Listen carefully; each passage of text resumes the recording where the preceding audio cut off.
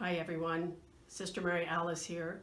I'm tag teaming with Jen to show you how to create a sacred space in your home as we move into the Holy Tridiuum. But first I'd like to show you what a prayer space is not. If you look here, this prayer space started out with a candle, spiritual reading, some significant items of meaning and purpose, and then it quickly became a catch-all for anything that came along, which created much clutter. So that brings me to the first tip on creating a prayer space. Keep it simple. So let's move into the next prayer space. It can be something as simple as a candle, which reminds us of Christ's light in us and that Christ is united with us in this space. It can have a rosary, maybe the reflection booklet, a journal. Now, the second rule of creating a sacred space is making it intentional. Several students have asked me if they can bring their phone into the sacred space, their prayer space. Well, depends on what you intend to do with it. Is this where you download daily readings? Or are you in the midst of a spiritual reading then? Or are you streaming a sacred song or a song that has spiritual significance? Then you want to bring it into your space. But if you're waiting for that next text or you're waiting for that email to find out what you did on your test, I wouldn't bring it into your prayer space. Okay, so let's move into the Holy Tridiuum, which begins with Holy Thursday. And before Jesus reclines at table with his apostles for the Last Supper, he does a very humbling act. As their teacher, as their master, he becomes their servant and washes their feet. Now, if any of you are with others in your household that you can reenact this, I strongly encourage you to do it. And if you're in your apartment by yourself, you can find somebody that you can spiritually bring into your space.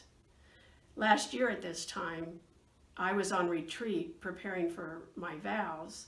At the same time, my brother David was having 3 of his toes removed and part of his foot because of complications of diabetes. So as the priest washed my feet, I brought my brother David into that space as a way to connect into his suffering in some kind of spiritual way and maybe provide some healing as he goes through his recovery. The second part of the Holy Thursday service is the Liturgy of the Eucharist, but we focus specifically on the elements of the Eucharist: the wheat, the bread, the grapes, and the wine. The wheat reminds us of that verse in John's Gospel, unless a grain of wheat falls to the ground and dies, it remains a grain of wheat. If it dies, it becomes many seeds, which make the bread. Now the bread represents our nourishment, our sustenance. And just as the wheat becomes the bread, when the bread becomes the body of Jesus, we are nourished and we are sustained. The grapes go through a fermentation process, and in that they become completely changed and transformed to become the wine. And just as that happens, when the wine is consecrated and becomes the blood of Jesus and we consume it, then we are changed. We are transformed. So let's move into Good Friday. In Good Friday, we have the veneration of the cross. We focus on the wood of the cross that we venerate. We also have the stations of the cross where we are able to walk step by step through the process of Jesus's passion and death.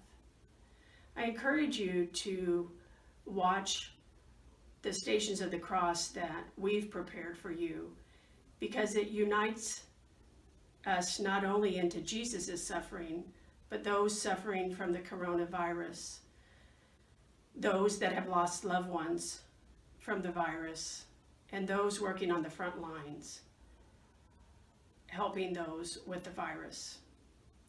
So as Jesus is laid in the tomb, we are there with him waiting, and we bring all these emotions that we have during this time of anger, of frustration, of anxiety and fear, of disappointment, misunderstanding, confusion, and we wait.